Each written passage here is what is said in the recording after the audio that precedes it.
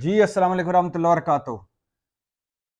इमरान खान ने और पाकिस्तान तहरीक इंसाफ ने ऑडियो लीक्स पर बनने वाले तहकीकाती कमीशन को सुप्रीम कोर्ट में चैलेंज कर दिया है।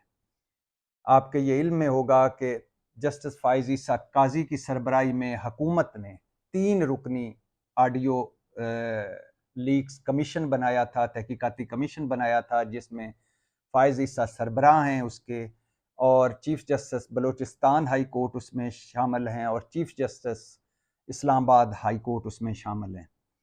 अब अगर इसकी सियासी पहलू देखा जाए तो सियासी पहलू में के हवाले से इसमें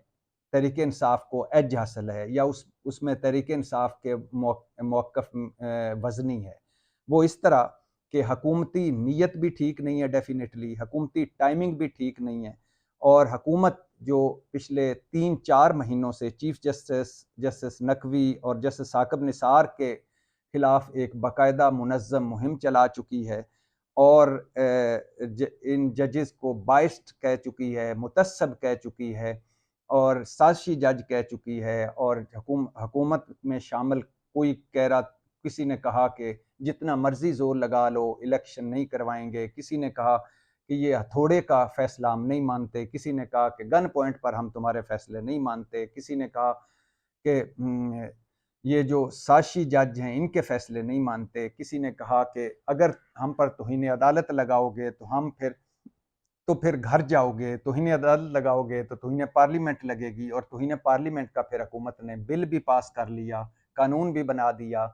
और इसके बाद एक बाकायदा इन जजेस के कंडक्ट, किरदार और ख़ानदान के हवाले से एक बाकायदा मुनज़्ज़म मुहिम चलाई गई, और जस्टिस फ़ाइज़ ईसा काज़ी जो इस बेंच के सरबराह हैं, उनके हवाले से वो हुदैबिया का फ़ैसला दे चुके हैं,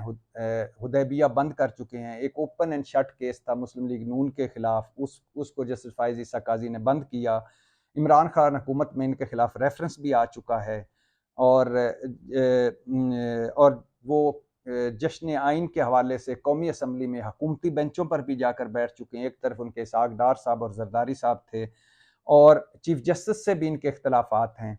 यानी 2 सुप्रीम कोर्ट में इस वक्त धड़े हैं, एक के जस्टिस फ़ाइज़ ईसा का धड़ा, और एक चीफ जस्टिस उमर अता बंदयाल का धड़ा, और फिर वो जस्टिस नकवी और आज खुद कानून साजी और चीफ जस्टिस के बेंच बनाने के इख्तियारात के हवाले से भी अपनी राय दे चुके हैं। लिहाजा पॉलिटिकली वो अगर एक तरफ हम ख्याल जजेस हैं तो दूसरी तरफ उनको भी दूसरे हुकूमत के हम ख्याल जजेस में कहा जाता है। और जस्टिस आमिर फारूक जो चीफ जस्टिस हैं इस्लामाबाद हाई कोर्ट के, उनका सीता वाइट केस में एक 3 रुकनी बेंच बना था चीफ जस्टिस आमिर फारूक की सरबराही में, जिसने हेयरिंग की थी, और उसमें फिर 2 जजेस ने एक फैसला जारी किया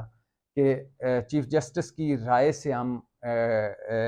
खिलाफ जाते हैं, उनसे इत्तफाक नहीं करते, और हम ये सीता वाइट केस इमरान खान का खिलाफ जो रेफरेंस है इसे मुस्तरद करते हैं। और उसमें उन 2 जजेस ने ये भी कहा कि ये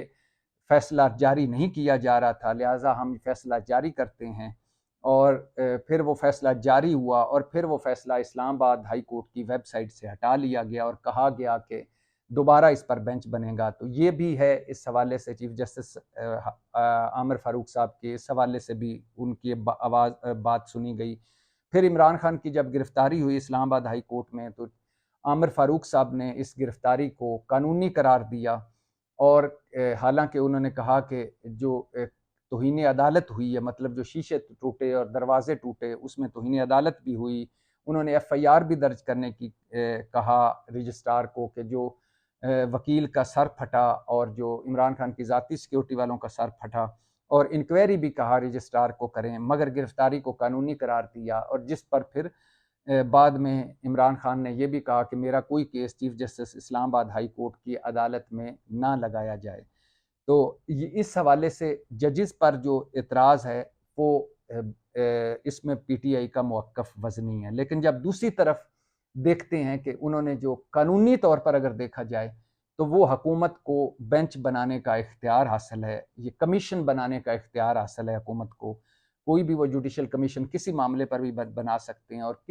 और अपनी मर्जी के जजेस को उसमें शामिल कर सकते हैं। और फिर इसके हवाले से आज कमीशन में पहला इजलास हुआ, जस्टिस फ़ाइज़ ईसा साहब की सरबराही में, जिसमें उन्होंने ये भी रिमार्क्स उनके सामने आए कि ये कमीशन किसी जज के खिलाफ कोई कार्रवाई कर रहा है, ना करेगा,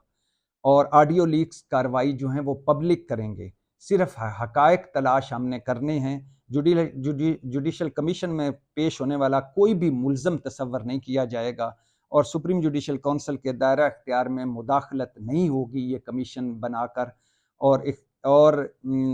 इश्तिहार दिए जाएंगे, ऑडियोज़ की फॉरेंसिक भी होगी, और अगर कोई आवाज़ टेम्पर्ड हुई, जाली हुई कोई ऑडियो, तो उसका फॉरेंसिक भी होगा और वो भी देखी जाएगी।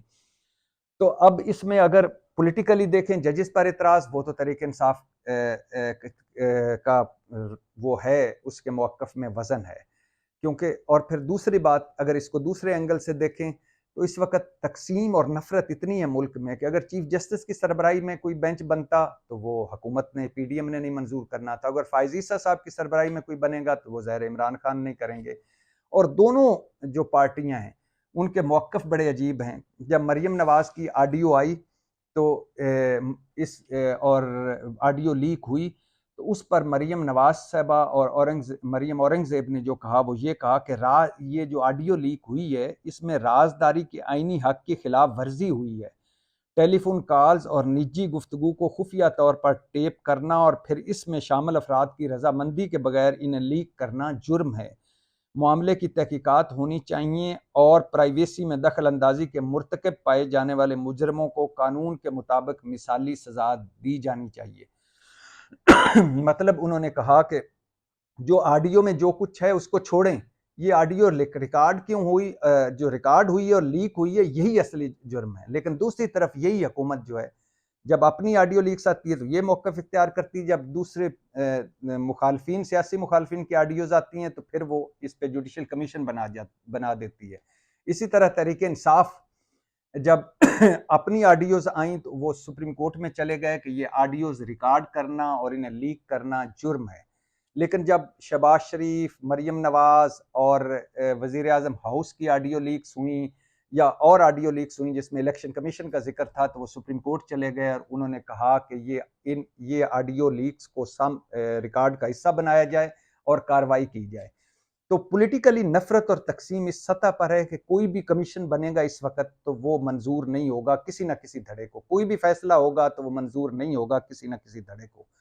लेकिन जो जजेस पर एतराज़ है वो जाहिर है, अगर चीफ जस्टिस और 3 रुकनी जज को इमरान खान का सहूलतकार कहा जाता है या मौक़िफ़ का हामी कहा जाता है, तो दूसरे धड़े जो है उसको तहरीक इंसाफ ये समझती है कि वो हुकूमत के मौक़िफ़ के हामी हैं, उनके साथ खड़े हैं। तो इस सिनेरियो में जो भी फैसला आएगा वो एक धड़ा तो यकीनन नहीं मानेगा, लेकिन इसको चैलेंज कर दिया है तहरीक इंसाफ ने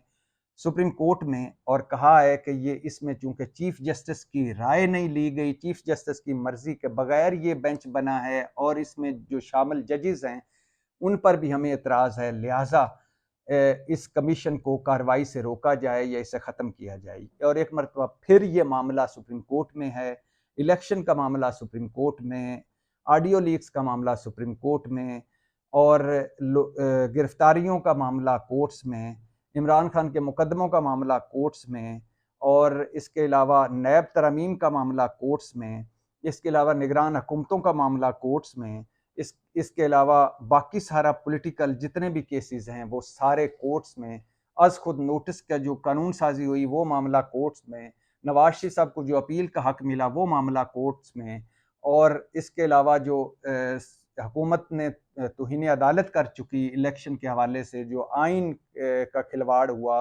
वो भी मामला सुप्रीम कोर्ट में। तो अब ये सारा मामला कोर्ट्स में है और कौम तकसीम है और नफरत इंतहा पर है, और इस तकसीम में मज़ीद बुरहान दर बुरहान में हम घुसे हुए हैं। अल्लाह ताला फ़ज़ल करे, अल्लाह रहम करे, अल्लाह इस मुल्क को